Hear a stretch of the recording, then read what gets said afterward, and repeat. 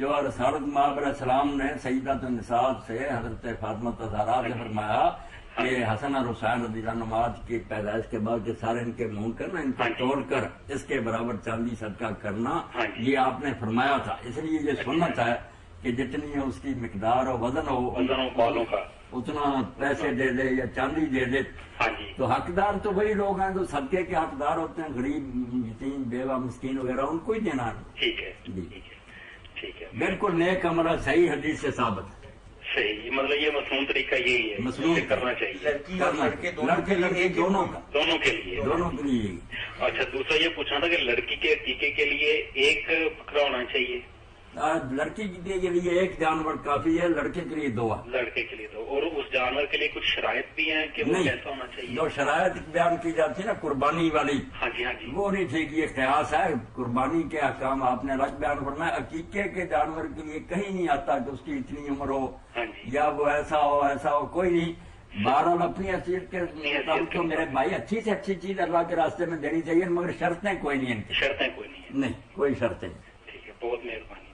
مولانا اس کو اس طریقے سے لے سکتے ہیں کہ جیسے قربانی کے لیے 2 دانت والا ہو، اتنا ہو، تو جس طریقے سے ہم نے کسی ادارے کو بکرا صدقہ کرنا ہو تو اس کے لیے بہت زیادہ شرائط پیش نظر نہیں ہوتی۔ کسی دینی ادارے کو یا کسی اور جگہ پہ یا کسی بندے کا صدقہ دینا ہو تو ہم یہ بہت زیادہ اس کے اندر نہ شرائط نہیں کرتے، تو اسی طرح عقیقے کے جانور کے اندر بھی بہت زیادہ شرائط نہیں، نہ اس کی عمر کی کوئی قید ہے، نہ اس کے لیے کوئی اور شرطیں ہیں کہ ایسا ہو، اس میں کوئی یہ ہے نہ یہ ہے نا۔ باقی ایک بات جو حضرت عروہ ابن زبیر نے کہی نا، اور وہ موطا امام مالک میں وہ اصول کے طور پر یاد رکھنی چاہیے کہ جب بھی کوئی کسی کی خدمت میں تحفہ پیش کرتا ہے۔ السلام علیکم۔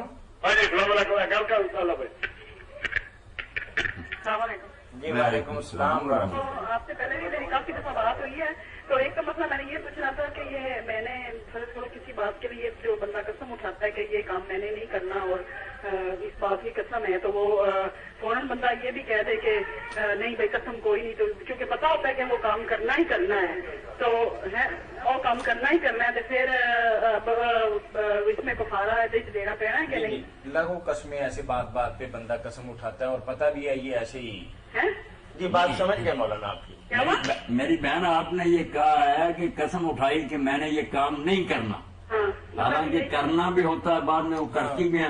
نہیں، وہ کام جس گھر کا کوئی کام تھا نا، تو میاں اور دیور کے سامنے بولا کہ یہ میں نے، مجھے قسم ہے میں اگر آپ کی کسی معاملے میں، میرے دیور کی شادی تھی تو میں نے قسم اٹھائی کہ میں اگر کسی بات میں بولوں تو یا آپ کا کوئی کام کروں تو مجھے قسم ہے، اور شادی میں تو مجھے ہر بات میں بولنا تو گالی دے رہا تھا، تو فوراً ہی ویسے غصہ مجھے ایک دم سے آ گیا نا، تو فوراً ہی میں نے کہا نہیں اللہ میاں میرے بغیر بھی یہ شادی ہونی ہی نہیں، گزارا ہی نہیں ہے، تو کوئی قسم شسم میری کوئی نہیں، تو وہ پھر فوراً کہہ بھی دیا کہ نہیں اللہ میاں قسم نہیں میں نے قسم اٹھا لی، پھر ساتھ ہی کہا کہ نہیں کوئی نہیں قسم وسم نہیں۔ اب آپ کے کہنے سے تو بات ختم ہی نہ ہوگی، کیونکہ اللہ تعالیٰ فرماتا ہے واحفظوا ایمانکم، کہ اللہ کا نام اتنا بے قدر نہیں ہے کہ تم سے خواب خواہ لو اور اس کو سرسری بات سمجھو۔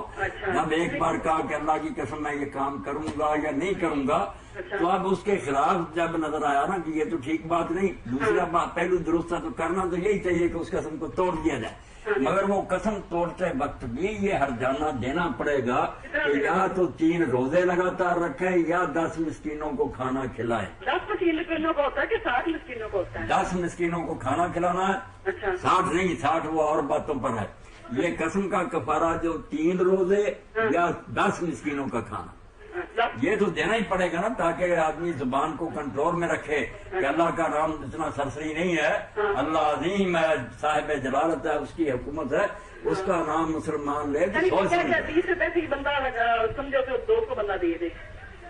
جی کیا فرما رہے ہیں آپ؟ جب 20 روپے کی مسکین سمجھے تو 200 بندہ دے دے۔ نہیں، یہ تو ایسے اللہ تعالیٰ کو ٹرخانے والی بات ہے، آپ صاحب حیثیت ہیں، آپ کپڑے لے کر دیں 10 مسکینوں کو، 10 مسکینوں تاکہ ایک دفعہ سزا مل جائے گی تو انشاءاللہ آئندہ بندہ احتیاط کرے گا۔ اچھا، تو دوسرا یہ ہے کہ ابھی جیسے میں نے آج سے پہلے بھی بات کی تھی نا کہ میری چوڑیاں گم ہو گئی ہیں، تو میں اپنے گھر کے ملازموں سے قسم اٹھوا سکتی ہوں کہ آپ اٹھائیں؟ ٹھیک ہے، بہت عرصہ پہلے بہن نے سوال کیا تھا کہ میرے گھر سے کچھ زیورات چوری ہو گئے، مجھے شک ہے کچھ اپنے گھر کام کرنے والی بیویوں پر، تو میں ان سے حلف لینا چاہتی ہوں کہ ایسا کرنا میرے لیے کچھ جائز ہے؟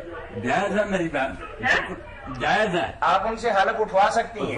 अगर आपको शुबह है ना कि शायद इन्होंने चोरी किया हो तो आप उनसे कसम ले सकती हैं कि हलफ उठाओ कि तुमने ये काम नहीं किया। चलो ठीक, कसम ले सकती हैं। चलो ठीक है, मेहरबानी अल्लाह हाफिज़।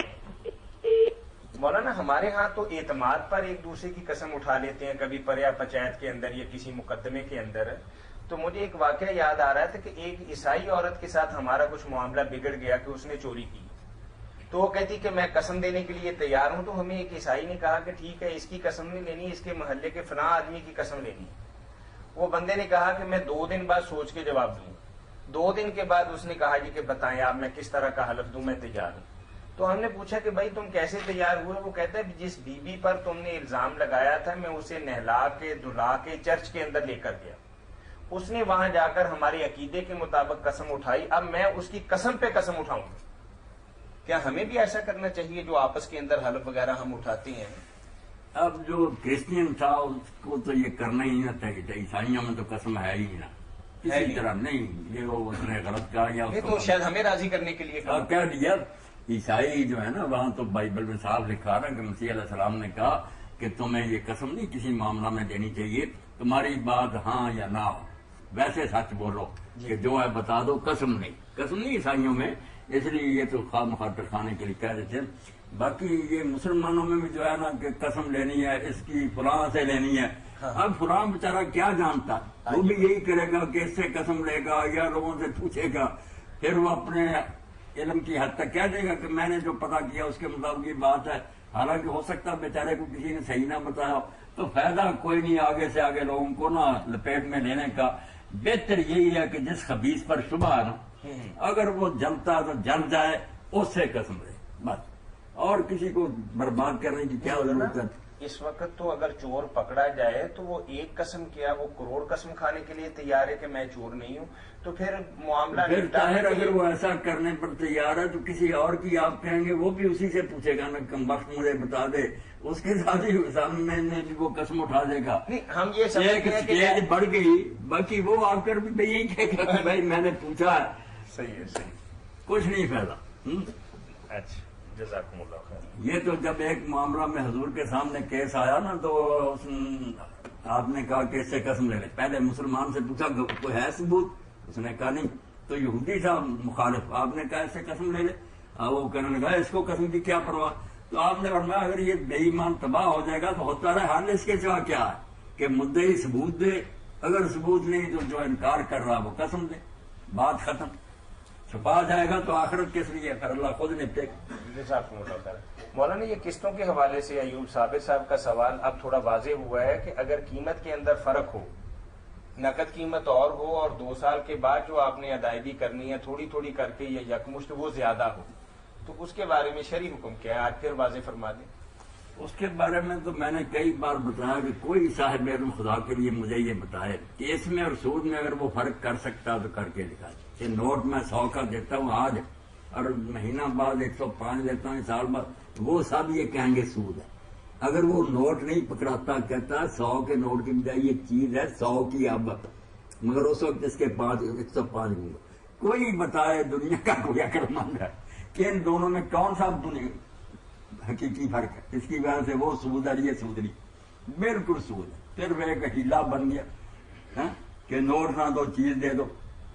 ये बिल्कुल जैसे अल्लामा अलबानी साहब कहते थे, मैं कहता हूँ, और मौलाना मौलवी रहमतुल्लाह अलैह ने तो साहब में कहा सरी सूद होने में एक तो था शक शुबा, तो इसके सरी सूद होने में कोई है कोई शुबे की बात कि सिर्फ ब्याज बढ़ने से कीमत। अगर मौलाना उनकी बात को तस्लीम कर लिया जाए तो एक बात बड़ी पुरानी मेरे ज़हन के अंदर है कि ज़री तरक्याती बैंक जिम्मेदारों को भैंस खरीदने पर पैसे देता था और उसने एक रेट तय किया हुआ था कि उस जमाने की बात है, कोई 20-1 साल पुरानी, कि 9,000 रुपया फी भैंस हमने देना। यानी दर हकीकत वो ये भैंस खरीद के देते थे एक तरह से, लेकिन वो कहते थे कि हम आप